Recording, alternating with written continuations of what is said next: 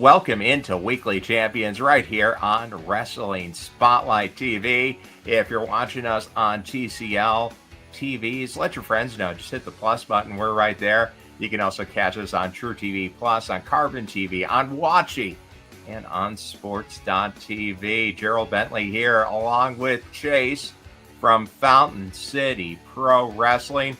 Fountain City opening up their 2025 season coming up this Friday at the beautiful Ball Event Center in Olathe, Kansas. Got the match we're sponsoring right behind me with Heidi Howitzer, who is our guest in the spotlight this week. She's taking on Ashlyn Alexander. It's going to be a hard-hitting match, and like Heidi said, it's going to be a different version of Heidi Howitzer because she's recovered from that broken ankle, so not going to see the Rey Mysterio-like Genius of the Sky, like EO Sky type wrestler that you saw in the past. Going to see a more hard-hitting, ground-based attack from Heidi Howitzer. And if you've seen Heidi Howitzer wrestle before, you know that's a little inside joke. Heidi and EO Sky are not going to be put into the same category of wrestling style, but quite entertaining. Glad to be sponsoring that match and bringing it to you here in Kansas City. Like I said, the Ball Event Center in Olathe. Easy to get to. Great event place. Tons of parking. Super easy to get to. And I think it's a terrific venue, Chase, for Fountain City to call their home. And then, of course, regular contributor, Sonny, the Man Eagle Kane. And Sonny, I want to give you credit. You and I got the winners right in Elimination Chamber and called the return of the oncoming storm. Jade Cargill back, beating down Naomi. So congratulations on your prognostications. Too bad Triple H wasn't able to push through being able to bet on pro wrestling yet in America. You have to travel to Britain to do it. So it's a little expensive to travel to place an online bet. Well, guys, just as we get going, Chase, just at the start, give us a quick preview of a quick promo for the Fountain City Pro kickoff of the 2025 year. Light it up, too. Yeah, man. The name of the show, Light It Up, that was to kind of talk about, lighting up the professional wrestling scene here in Kansas City in the Midwest, helping do that. More wrestling, more entertainment is better for everybody in the business, I believe. And our way of doing it this year, I wanted to start off with a big, huge bang, and I think we're doing that. So big shout out to Gerald for contributing and being a sponsor of Wrestling Spotlight TV, being a sponsor of Heidi and Ashlyn Alexander. That was a match that I put on paper, and I was like, that's going to transition. That's going to transition really well. And that's going to be one of the many matches that we'll talk about, and that's going to leave people excited. So, yeah, now I think it's a packed up card, and there's a name that if you're a fan of all the Elite Wrestling and Ring of Honor Wrestling, you'll be quite familiar with, as Fuego del Sol is coming and making his Fountain City Pro debut, taking on the Black Diamond himself, Luke Langley. If you follow Fountain City Pro on X, or follow me, I just reposted the video that Luke Langley put out. I think it's a great piece with a guy who is, in my opinion, one of the best all-around pro wrestlers in Big 12 territory. That's a big area. And he talked about how Fuego has been given. I mean, I think it's a little bit, to be fair, it's a little bit one-sided commentary from Luke. Fuego's worked really hard. He hasn't been given a whole lot, but no, as Luke put it, he's been given greater opportunities, and pro wrestling hasn't been as kind to Luke Langley, and he hasn't gotten the opportunities that Fuego's had. I mean, Fuego was in a tag team with the American Nightmare, Cody Rhodes, wearing a mask. Just for anybody who wasn't sure who Dos Fuego was. The nightmare neck tattoo wasn't coincidental. It was Cody Rhodes. So Fuego's had some pretty good friends, and the Spanish God Sammy Guevara. But I think you're going to see a terrific match, and that's going to be a national touring promotion, AEW, WWE caliber matchup, and that's not even the main event.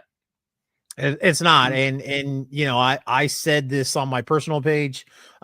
Luke Langley is. I've watched wrestling, Gerald, since I was 4 years old. Does that make me an expert? No, but I will tell you that there's some things that I watch on TV with wrestling that I really really like, and there's some things that are all right.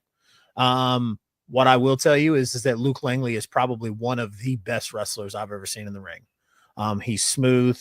He's calculating. He's technical. He's got all the right tools. He's got the look. He's got the body. In one of 14 million Doctor Strange's universes that he talked about in Avengers, where he saw the different ends. In one of those 14 million universes, Luke Langley is a world champion. Sure. And yeah, and there's nothing more I can say. What I can tell you is that this match is not the main event, but it's going to be a main event caliber match. Yeah, I've seen him do a 3-part series of matches, a trilogy of matches against Mr. Second to None, Kenny Alfonso, who's one of the best high-flying wrestlers really in the center of the country. I mean, all the way up to Michigan, all the way down to Texas, a tremendous aerial competitor.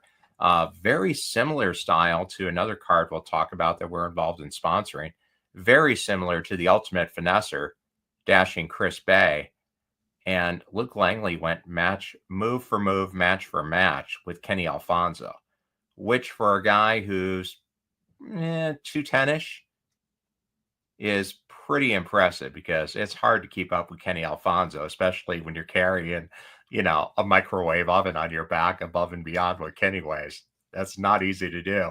No. Sonny, you can vouch for that. It's hard for a heavyweight to run with a cruiserweight and go move for move in the match. That's something Luke Langley can do. Very. It's just a different style altogether, different technique, and the heavyweight's not prepared for that. So it'd be an interesting match. As if I haven't said enough about Luke Langley, that's the beautiful thing about it is that typically, and especially, not to pull the curtain too far back here, but, when you're booking, most of the time you don't want to book contrasting styles because it can show in the ring. Luke is one of those guys that you can book him in a contrasting style. Like I said, he can go up with a technical guy. He can go with a heavyweight. He can go with a strong hitter. He can go with a cruiserweight, like you mentioned. And Luke's going to go out there and give you a high caliber match that's going to leave everybody sitting there going, wow, like this guy's awesome. Oh yeah, he's an impressive competitor. And we have a few other, talking of impressive competitors, another guy who's been featured on AEW TV, Jake the Warhorse Purnell, one of, if Luke Langley isn't the best professional wrestler from this part of the country, regularly competing here, Jake Parnell is. He's a terrific competitor. He's going up against Anakin Murphy, somebody who's come up under the tutelage of Gary J and has been in a lot of battles throughout the Midwest, throughout the Missouri and Illinois area over the last few years, and has really come a long way in his career too. I mean, that's going to be an interesting matchup. So you got a couple of generations going at each other. Yeah, Jake Parnell, I want to give a huge like tip of the hat to Jake Parnell. He, with the Warhorse gimmick, 2019's Independent Wrestler of the Year, going on AEW, facing off with Cody Rhodes, handling all that star power, and kind of plateaued. And and Jake didn't let that hey, like this bright in your face kind of silly, not in a bad way, but just kind of a funny character that Warhorse was, had kind of plateaued, and he said, okay, let's do something different, let's do something new, and completely reinvent himself. And I think he's doing great at it. There was a lot of people who at first when he did it, they were like, I don't know if I like that. And I feel like Jake Parnell has kind of shoved that in people's face. Because again, he's all over the place again. He's right there. And to be able to do that in this day and age where, wrestlers come and go with fans, and sometimes the guy in the ring and the character don't match up. Jake Parnell's doing a great job of it. This match is really cool, Gerald, because one of the things that I wanted to do in this business was I wanted to stop this territory thing. The more wrestling, the better. The more we work together, the better. Our friends at St. Louis Anarchy ran a story where Jake and his minions, his followers, have kidnapped Anakin Murphy's brother. He beat Anakin Murphy for the right to his brother. So Jake walks around at St. Louis Anarchy with his brother on a leash and makes his brother do his evil deeds, helps him win matches, stuff like that. So there's a lot of personal animosity in this match between Anakin and Warhorse, and you're gonna see that in this match, as everybody in Kansas City sees. Like when it gets personal, Anakin can get a little crazy. So that's what we're gonna do with this match. Well, as we saw at the last card, which is airing now on Wrestling Spotlight, Anakin and Gary J went at it in a no rules match. And Sonny, we had the baseball bat covered with tacks, had the chairs, had the barbed wire, everything going at it. And conveniently, the match was held on the grounds of a full-scale trauma level 1 hospital, Olathe Medical Center. So if anything went really out of hand, the level 1 trauma center was just across the parking lot. So that was good. that was good planning, Chase, by everybody involved at Fountain City Pro. And I'm sure the Olathe Medical Center was proud to contribute to it. Funny story. Multiple way to generate a little business, create some customers. Absolutely. The funny story about that is I didn't notify the venue that we were going to get a little crazy till about 3 hours before we opened the door. And, that's the way to do it, because what are they going to do? Huge shout out to the Ball Event Center for being so cool with that. That's a hospital. I mean, what could go wrong? Yeah. And Sonny, in the spirit of old time wrestling, a tried and true angle back in the old Crockett promotion days of somebody being forced to work as a butler for another wrestler. Yep. Always fun. It is. And usually not too fun for the guy who's forced to be the lackey. Absolutely. Right. And let's see, one other match. And this is another guy who's close to breaking through. He's the current first reigning, defending, undisputed Fountain City Pro Wrestling champion, Camaro Jackson, the Grand Regent. He is also the champion of NWA, the National Wrestling Alliance's World League Wrestling promotion, the old Harley Race promotion. So Camaro's on the landscape, he's on the radar in the landscape of one of the national promotions, Billy Corgan's NWA, and he's going to be here taking on another guy you see on national TV, Sam Stackhouse, not to be confused with a cruiserweight like Fuego del Sol. Sam Stackhouse, a big guy, and I thought Heidi Howitzer made a good analogy comparing him to Bam Bam Bigelow. A very similar build, very similar style. He's deceptively athletic, but definitely a huge man.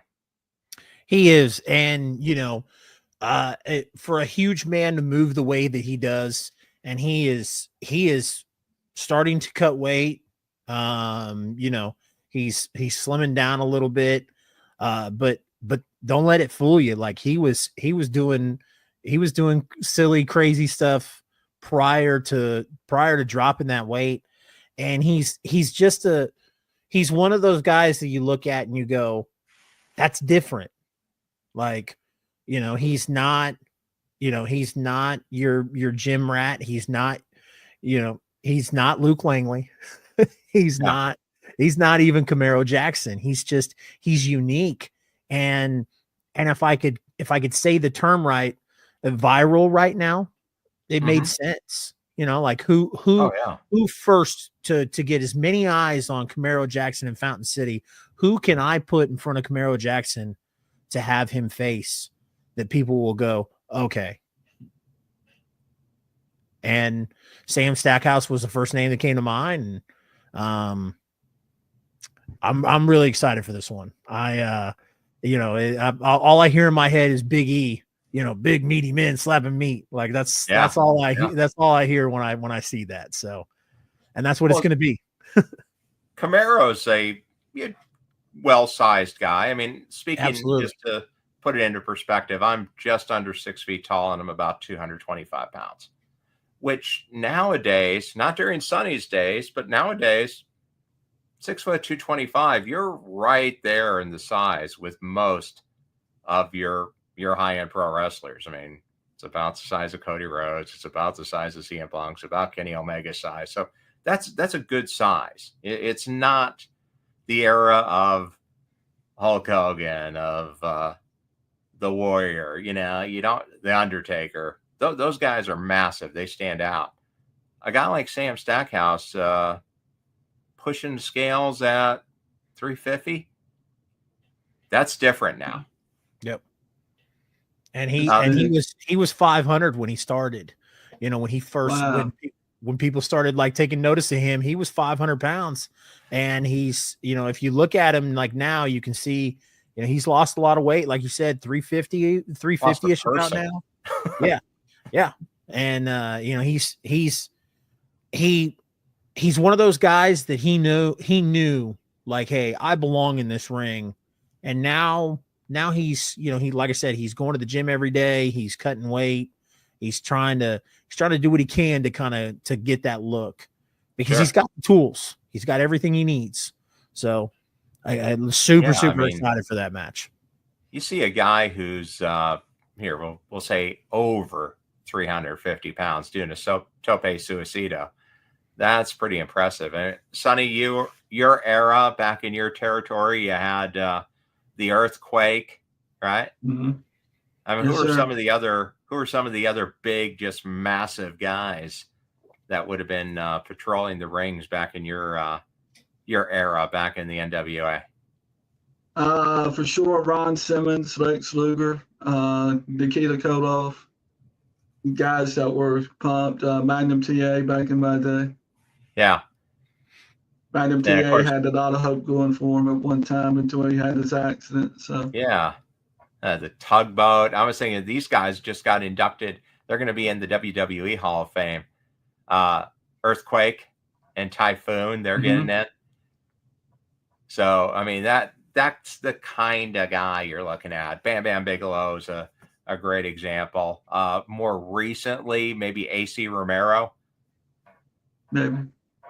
You started out as a B1 bomber and you lost weight to be a 747. So big guys. Any matches that we missed, Chase, breaking it down?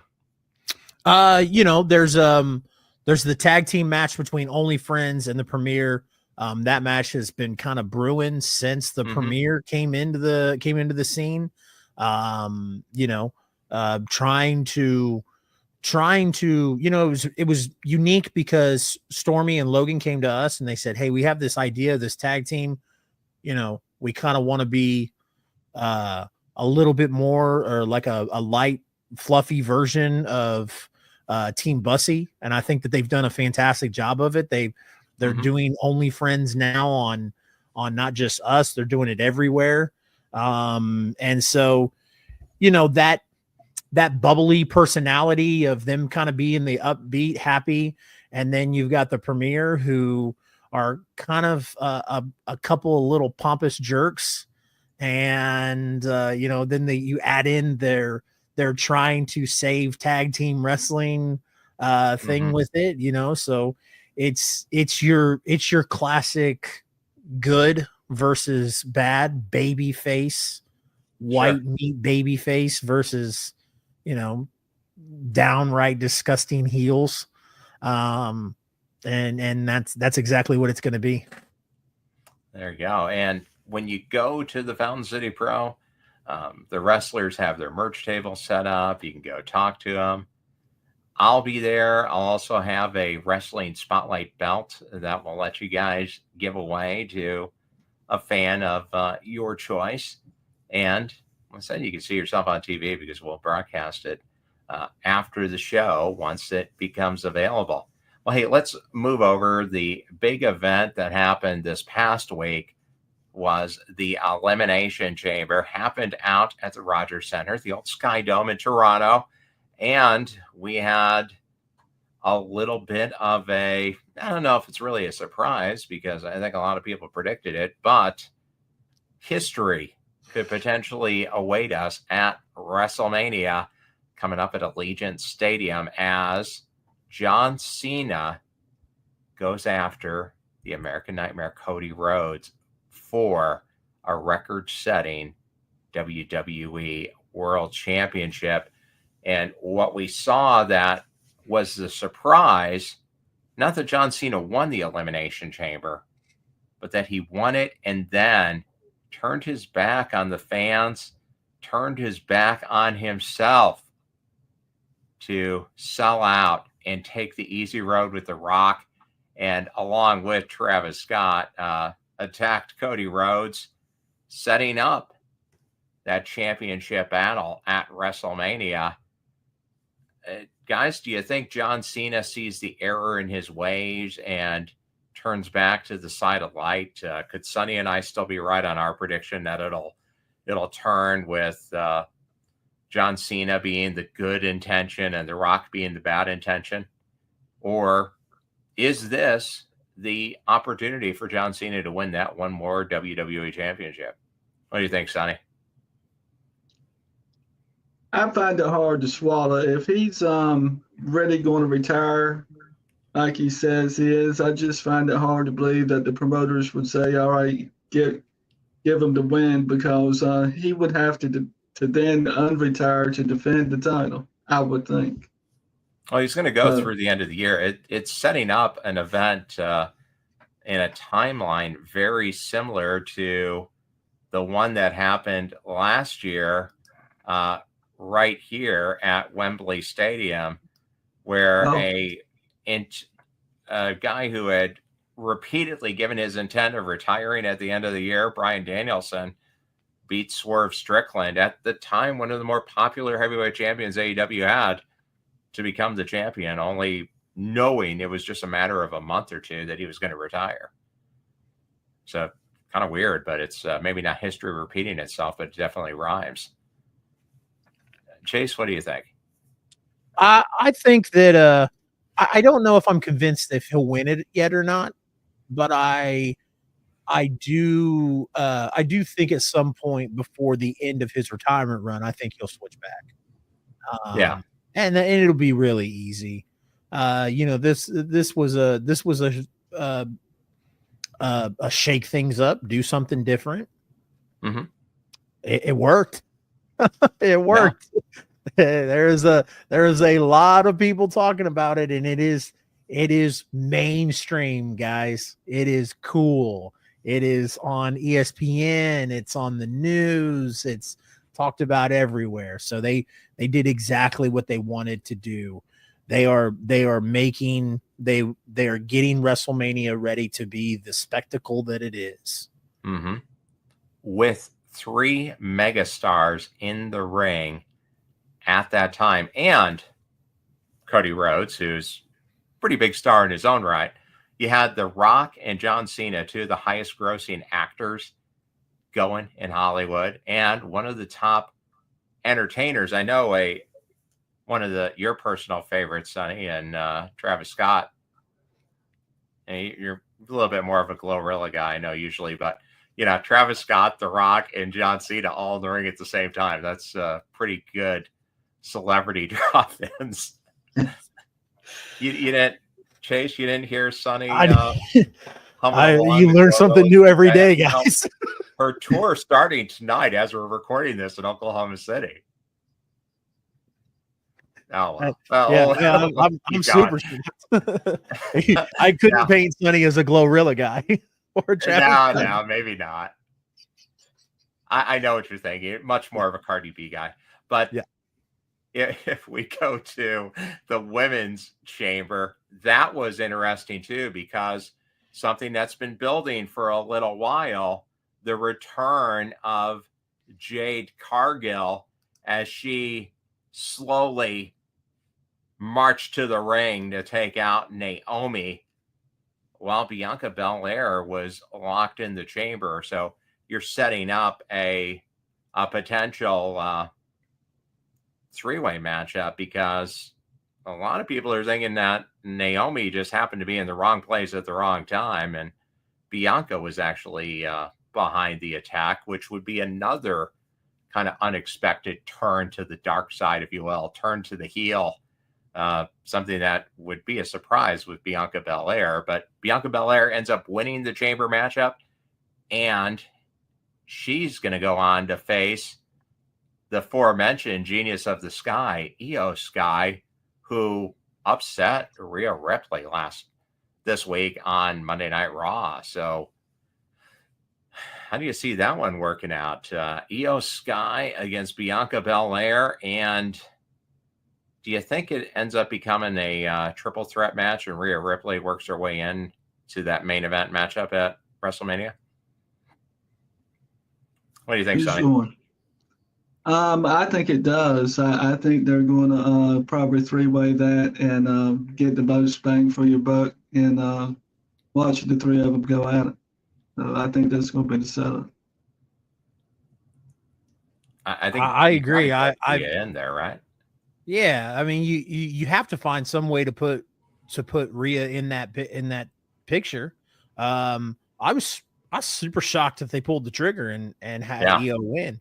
I saw a lot of people like kind of insinuate it, but you know how wrestling fans are. We love looking into it and analyze it and break it down every which way that we can. And a lot of people did online when they had that face to face with Bianca and Rhea, and then they brought Io out there. I just thought it was WWE's way of saying, hey, we don't know who would win, but then a lot of people were like, this seems like a big fight feel, especially with the three of them. So when Io shocked everybody on Monday, that's what everybody's going with now. They're like, hey, triple threat, and I'm all for it. Triple threat for the three of them. I think it kind of, the marquee match that people want to see is Bianca and Rhea. I think it's there, and I think they'll give it to us, but not just yet. Not just yet. Well, and how does Jade Cargill fit into it? Because she was definitely presented like a star. That was one of the biggest impacts of and what was a good Elimination Chamber, but just her going in there and just absolutely beating the hell out of Naomi. That jumped out, and it was in the spirit of Roman Reigns when he came back, wreck everyone and leave. Beat her down, slammed the chamber door on her, and then just walked away. Yeah.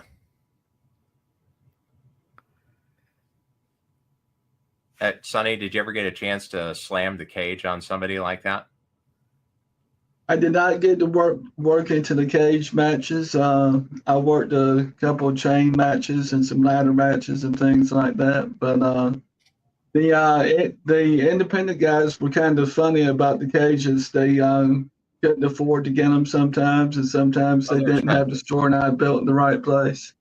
So that's the way it is on the independents. Now, a matchup that I'm sure you've had this type of match before. It was essentially a last man standing match. Sami Zayn going up against Kevin Owens, and Kevin Owens continuing down this path of self-destruction, turning on his friends.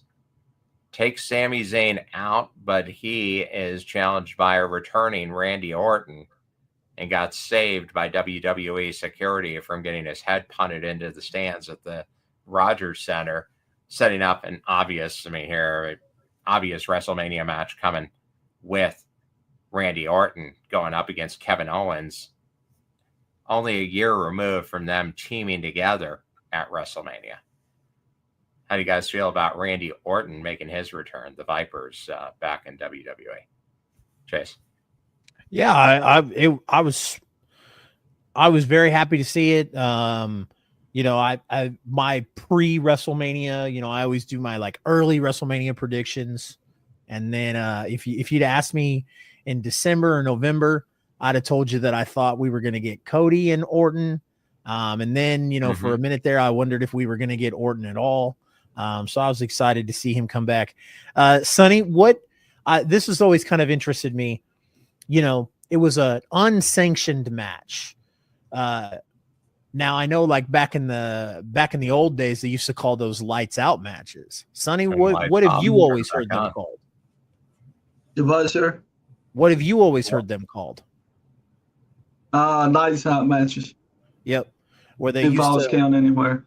Yeah, they would, because the idea is that nobody's going to sanction it. The athletic commission doesn't want anything to do with it because it's going to be so violent and so strong. And they would flip the lights out and then flip the lights back on.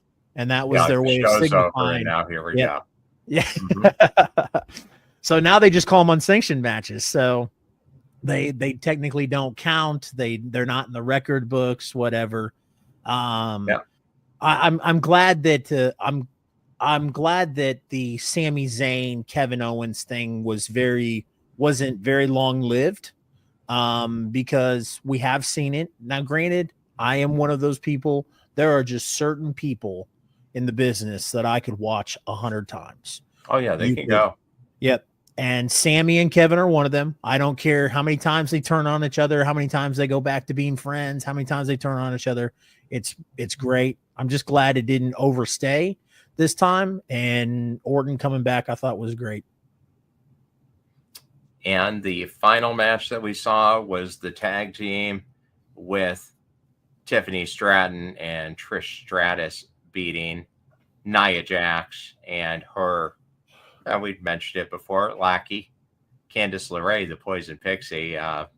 Not a whole lot there. We kind of thought it was going to be Tiffany and Trish winning, and they did. But okay matchup. I don't know if there's a whole lot of excitement right now behind the Tiffany Stratton title run. Outside, I mean, she's a tremendous competitor. I think it's definitely good that she has the belt. But are either of you guys excited to see Tiffy Time go up against Nia Jax again? No, but Tiffy and Charlotte, and Gerald, I think I would agree with you, and I think, to be honest with you, I think that's the reason why, is because they've kind of, we kind of assume that Tiffany's going to be fed to Charlotte Flair. At WrestleMania. Hope not. I would love to see Tiffany pull off the upset, but Charlotte Flair is a 14-time women's champion. I think that not that she doesn't deserve it. I think Charlotte is a phenomenal athlete, phenomenal in the ring. Everything she does, she's a superstar. Without Charlotte, I don't think the women's revolution happens.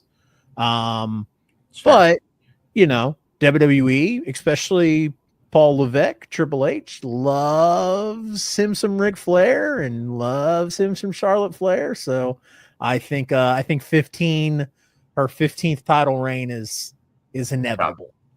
Well, and somebody else who's here who is a big fan of Charlotte Flair, and I'm sure is predicting her to go styling and profiling out of Allegiant Stadium with that WWE Women's title for the 15th time. Our friend Sonny. Yeah. I think it's going to happen. I don't think she would come back this far for it not to. And she's gone through her divorce and she's gone through her knee rehab. I think they're going to let Tiffany hold on to it just long enough to have the match happen. At least that's what I'm predicting. So, yeah, I could easily see that. Well, and it was okay. I mean, you needed another match in there, and that's kind of what it was. And good for Trish Stratus to get in there in her 25th year as a professional wrestler in her hometown. So that was pretty neat. Now that's WWE. That was the event that happened this past weekend. Coming up this weekend, it's AEW Revolution from Los Angeles. And they had the build up. Last night was the Dynamite before Revolution. And I think AEW is doing a really good job with their weekly shows, getting into venues that are kind of right sized to the crowd. It just looks so much better.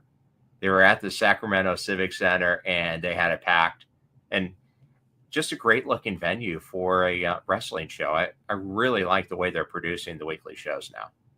Do you guys feel that it's got a little bit of a different vibe this year and since it's been on Max?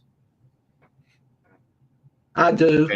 They seem to be getting it more together and upbeat than they been previously, and that's good for the organization. Yeah, well, Chase, I think the crowd can be a part of the show.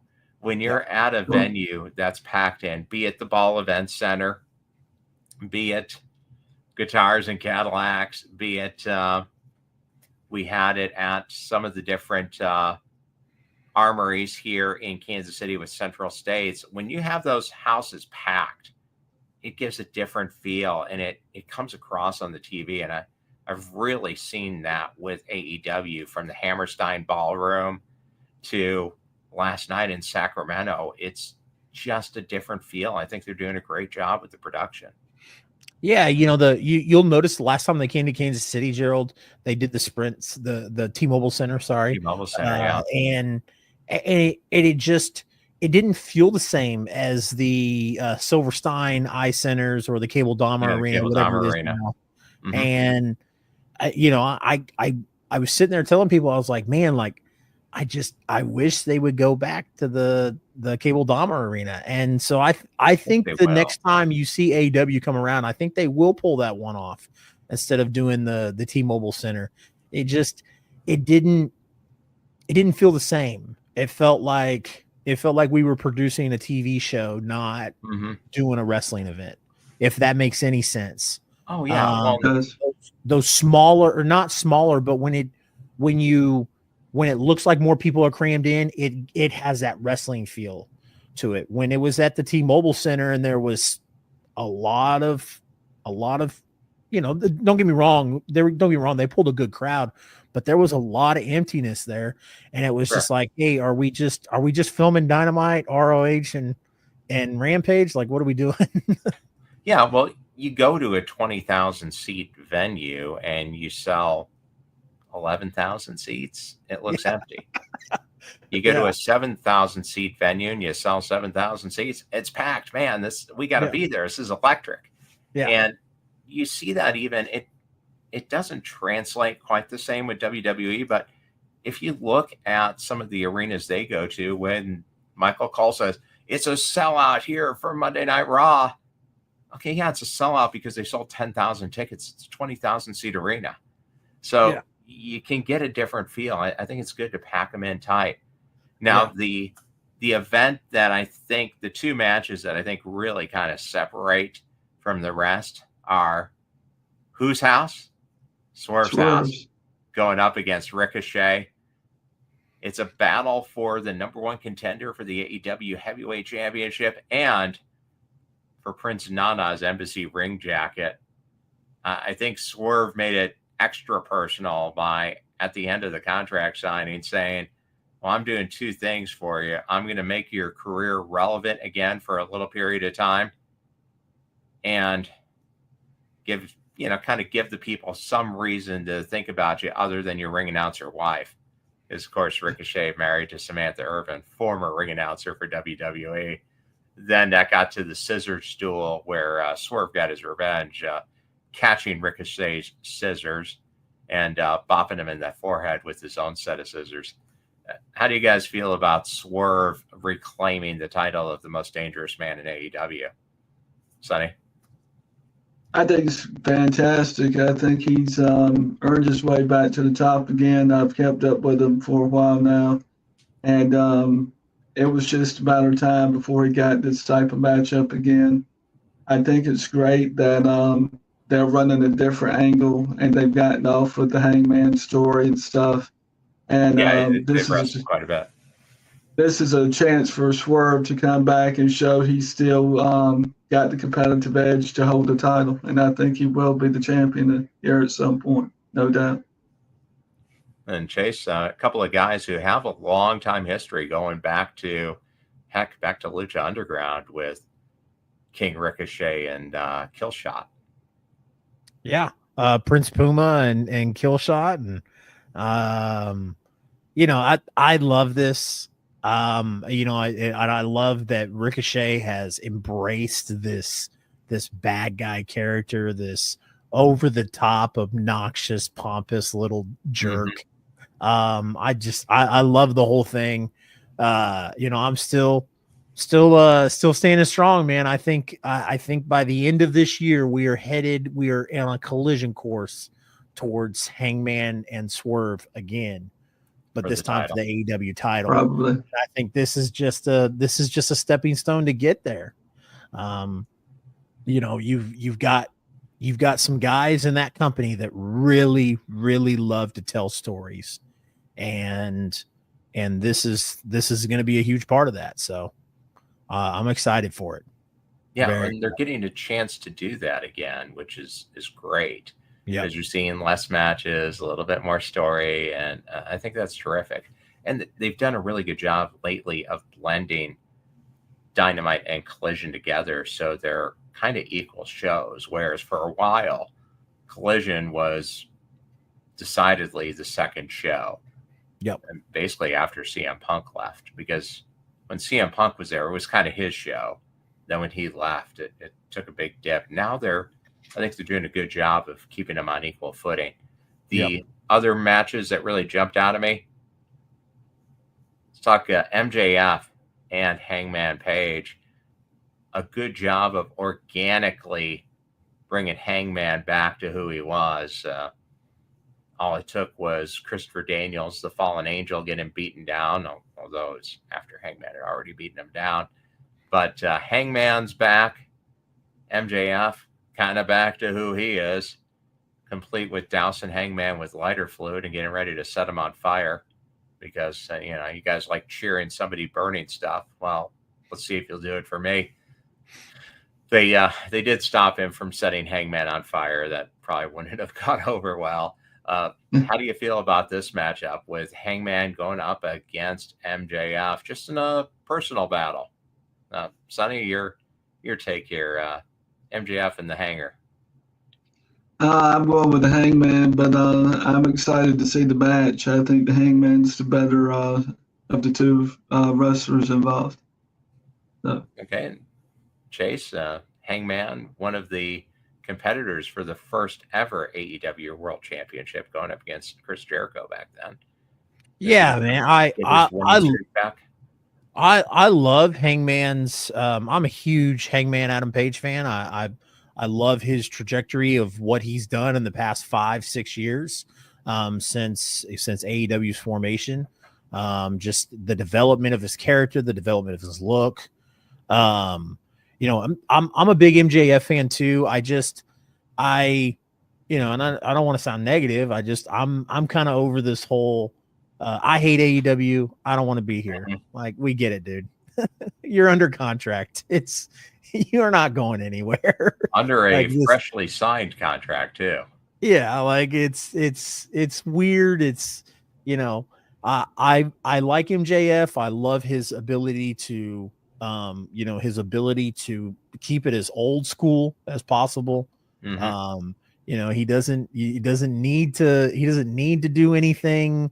You know, he doesn't need to be witty. He doesn't need to be, you know, a great mouthpiece on the microphone. He can come out and just old school heel it up.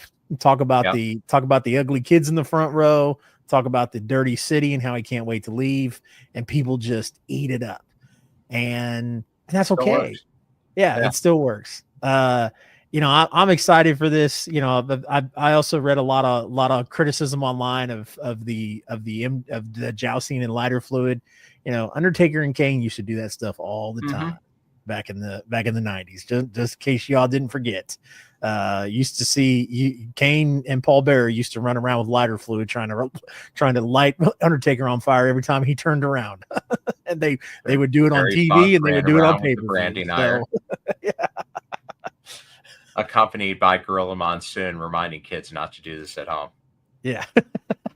So they were missing that. Yeah. Well, talking about old school, Sonny, guys who I believe were in high school with you, the Outrunners, they are getting fed to the proverbial lions. They're taking on the Hurt Syndicate. Shelton Benjamin and the almighty Bobby Lashley for the AEW World Tag Team Championships. I'm pretty sure this match is just going to set up whoever the next quote unquote legitimate opponent is for the Hurt Syndicate, because no offense to your former training partners, the Outrunners, they're not beating the Hurt Syndicate.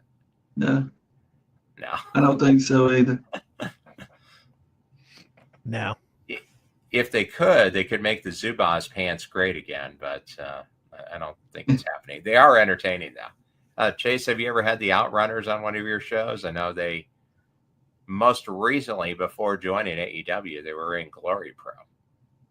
Yeah, no, we didn't get an opportunity to get those guys on before they hit the TV, but you know, they were very entertaining on the independent scenes, and obviously that's why they've made it to AEW. And you know, I couldn't agree more, Gerald. I think it's going to be a nice showing.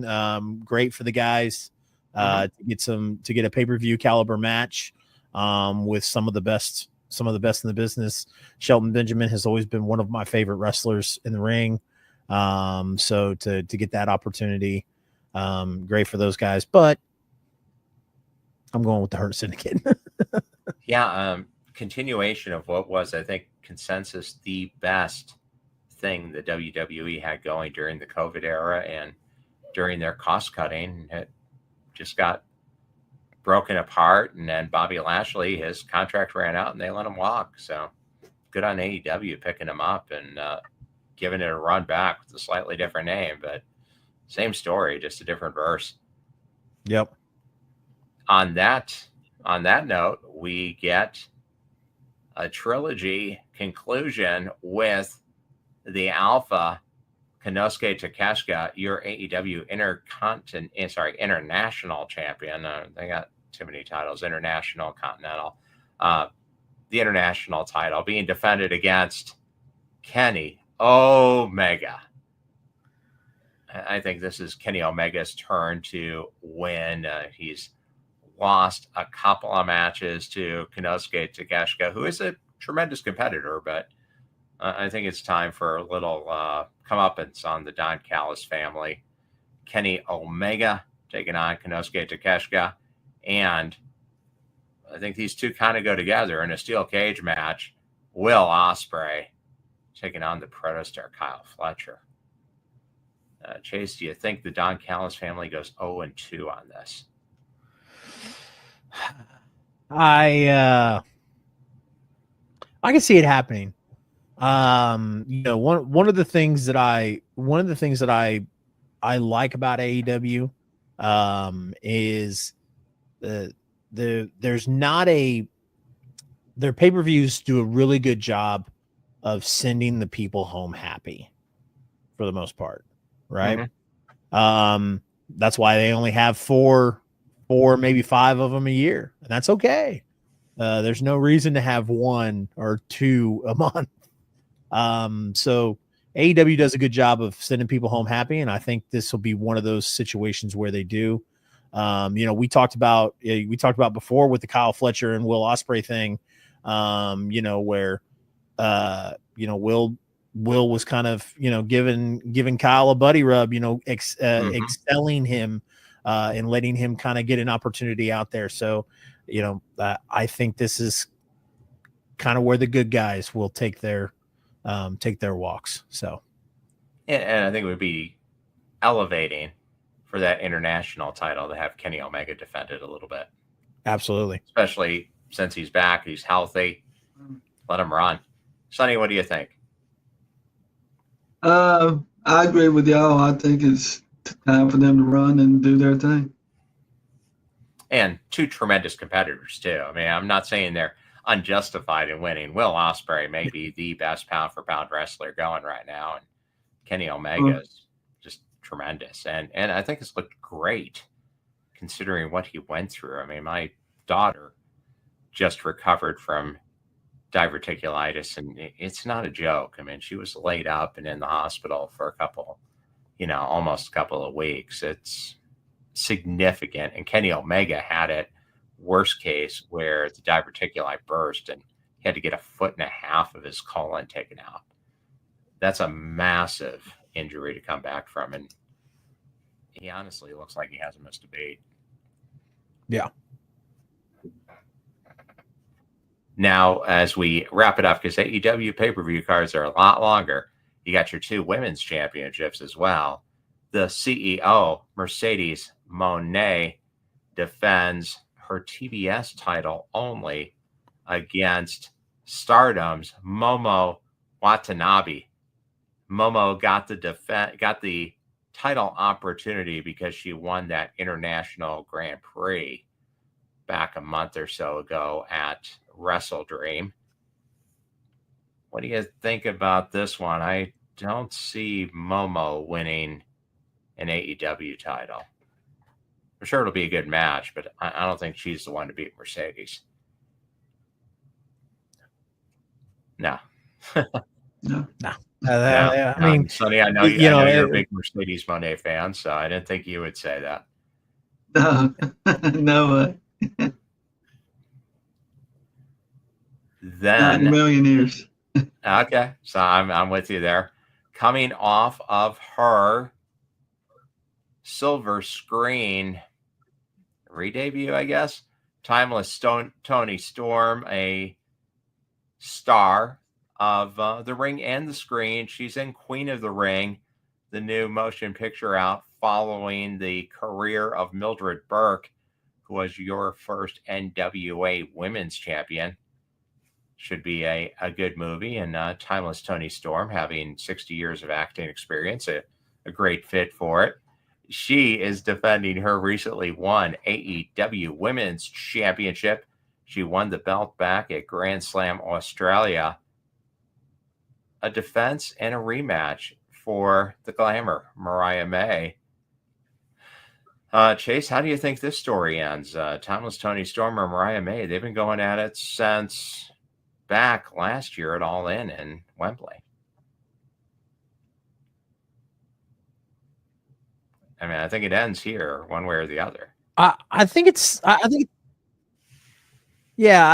think it's time for Tony to get her get back. You know what I mean? So far, this feud has been really Mariah May heavy, which has done great things for Mariah May. But sure. I think it's time. I think it's time Tony got a little bit now. So I would be excited to see Tony win. If she doesn't, I'm okay with it, because like I said, they've done a phenomenal job of turning Mariah May into a big star this year. Yeah, they've really built up the women's division tremendously. The arrival of Jen Pepperman from the WWE, if you're looking at some of the backstage contributors to AEW. She's been a huge driver for the women's division. And Tony Storm has really elevated and has become a top-level star and brought Mariah May up with her. Sonny, are you on the side of timeless Tony Storm, or do you think Mariah May gets her championship back? Timeless Tony Storm. Timeless Tony Storm. Okay, because, somebody has to be ready to defend that title against Megan Bayne, who's getting a major push. I think we're going to see her going after one of these AEW women's belts soon. And then finally, go ahead. No, I was going to say, other than the big three in WWE, Jade, Rhea, and Bianca, Megan has a phenomenal look. She has a presence when she walks out that just commands attention, and I'm super excited to see what TV cameras and lights do for her in the next year. Oh, they did a great job with her ring entrance, playing off of the columns at that Sacramento Civic Center. Yeah, kind of looking like Roman columns as she came out dressed like a goddess. The only thing she was missing was a hammer, but the hammer, that's Norse mythology, so it doesn't really make sense. Needs a lasso, I guess, because she's kind of playing off coming from Themyscira, which is Wonder Woman's home in the DCU. We'll leave that for Comic-Con. The final match, a story that seems like it was never going to end, but now it has basically come to the end. Wheeler Yuta walks away from the Death Riders last night after getting beat by Adam Copeland and getting a handshake, being told this is what respect looks like. And then Jon Moxley came and worked him over. Jon Moxley by himself, he is your champion, has the belt in that briefcase with Maria Shafir. The Problem taking on the Rated R superstar Adam Copeland. Adam Copeland gets the win here, do you think? Is this one of the legends getting a chance at the title and then having to defend against Swerve pretty soon? What do you think, Sonny? I think he does. I think it's Rated R's day. He's got the big push in the league, and I can't see them giving him that kind of a push and not putting them over. So for a few weeks now, that's all they've done is talked about him getting better and better, and he is. And I think it's his time. And Chasey honestly is looking better and better in the ring. Yeah, I mean, I think this is where you do it. I feel like that whole Death Riders thing it's ran its course. It's not over. You can still do stuff with it, but as far as like this championship goes, it's time to mix it up. Like I said, the Death Riders thing, it was cool. It was fun, but Adam Copeland is in great shape. He's over. He's white hot. I think that you put the title on him and you let him and FTR kind of mix it up a little bit with the Death Riders and then move on. Mm-hmm. And there's never anything wrong with putting the belt on a guy who's a legitimate first ballot Hall of Famer in a Pro Wrestling Hall of Fame and does look great. I mean, may have happened sooner if it wasn't for the unfortunate injury he had last year. Yeah, with the broken leg. So why not strike while the iron is hot? So I think we're all in agreement on that one. That is AEW Revolution. It's coming up this Sunday from Los Angeles. And in a big win for AEW, you can actually watch it now on Amazon Prime Video as well.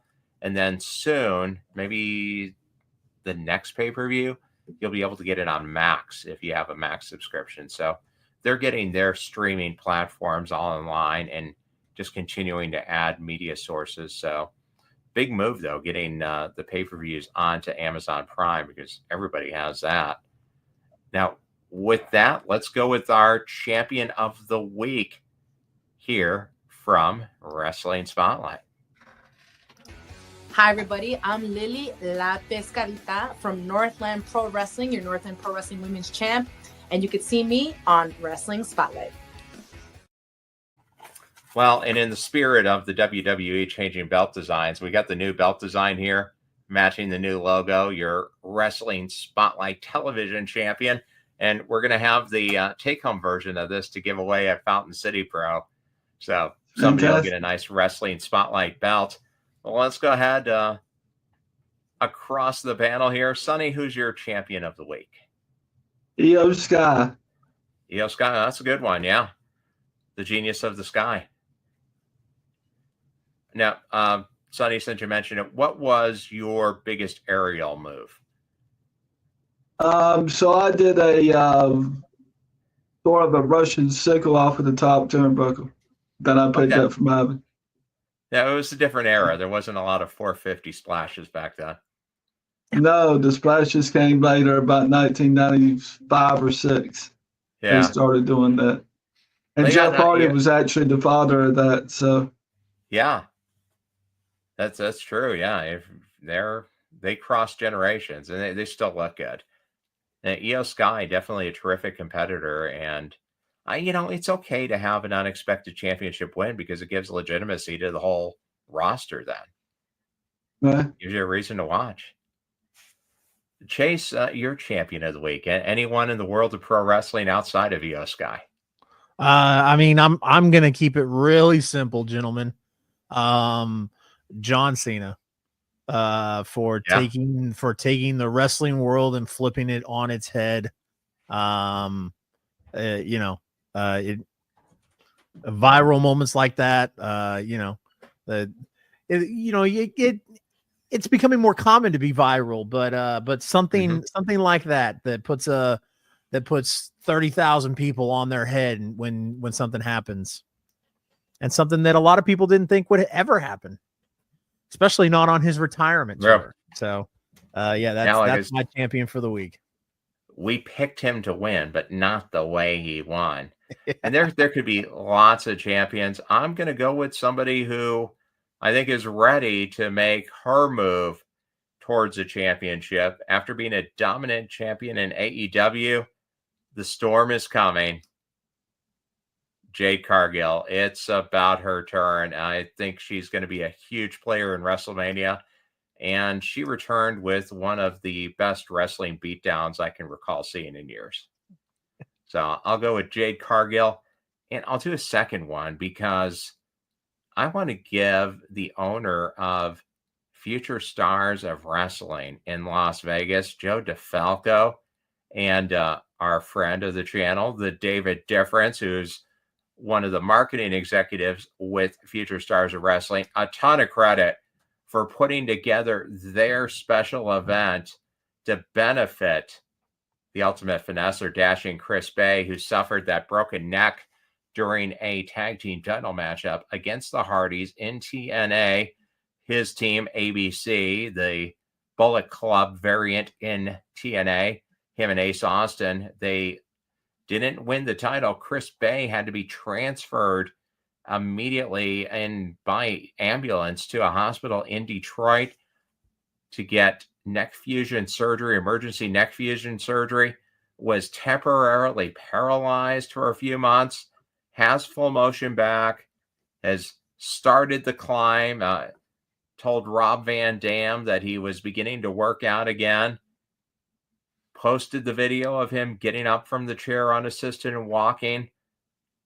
He's making the drive back. This show is a benefit for Chris Bay, since obviously wrestlers, if you can't wrestle, your income's going to be dramatically cut down. And they did something that I think is almost unprecedented.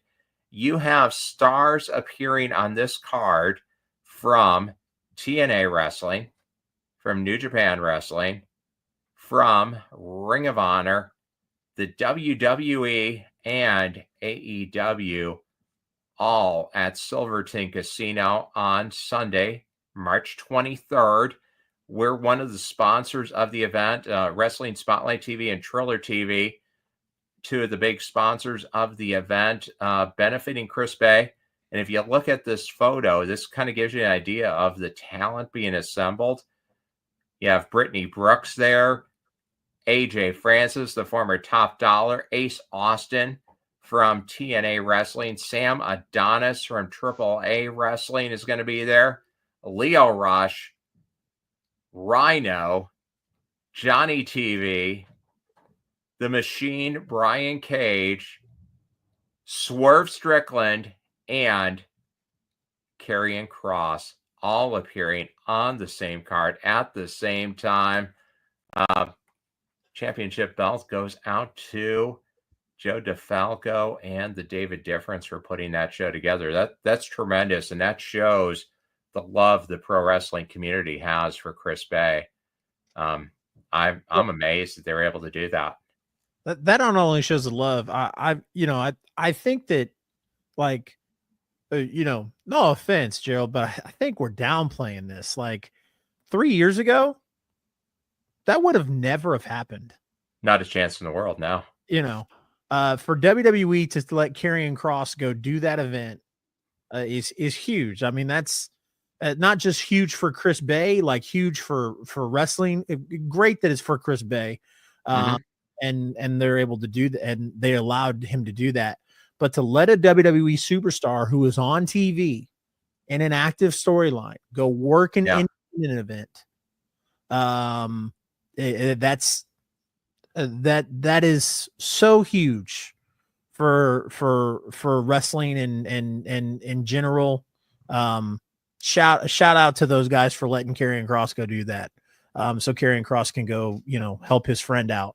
But that's pretty crazy. Yeah, it's pretty amazing. I jumped in on it as soon as they announced it, but gonna be a great show. It's available live on Triller TV.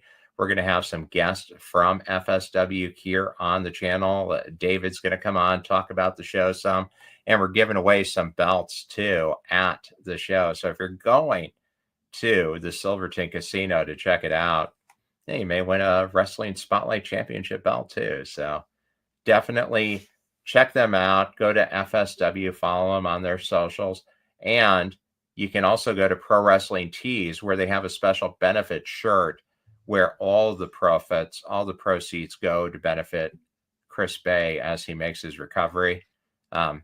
Terrific guy, and I really feel for him. And I can relate to it because I had a broken back, had a spinal, still have, had a spinal injury and was temporarily paralyzed. And I know how hard it is to gain back that muscle mass and the muscle memory. I think I worked out 8 hours a day for about 8 months to be able to get back and play in high school the next year. It's a lot of work that has to go in. So we're pulling for him. Everybody here at Wrestling Spotlight, looking out for you, Chris, and congratulations on the recovery so far.